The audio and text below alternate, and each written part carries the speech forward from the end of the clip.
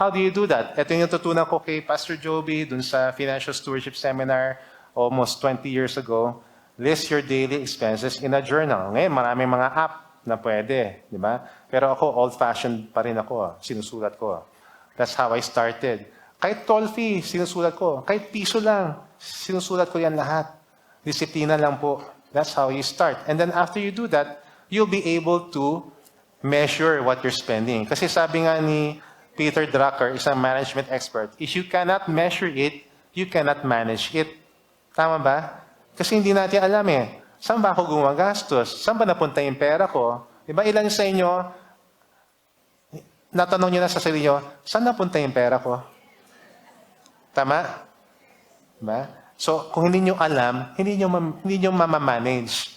So, that's why it's important. Kasi ang tao ng ipon, pera niya hindi lilipad na parang ibon.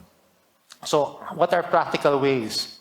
Instead of putting it in savings account, time deposit, etc., okay, consider MP2, right?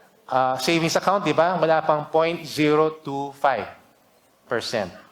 Diba? Bakit natin lalagay doon? Pinapayaman lang natin yung bangko. Pero lalagay natin yung pera kung saan nilalagay ng mga mayayaman yung pera nila. Diba? So nagtanong ako sa mga mayayaman, saan nyo ba nilalagay yung pera ninyo?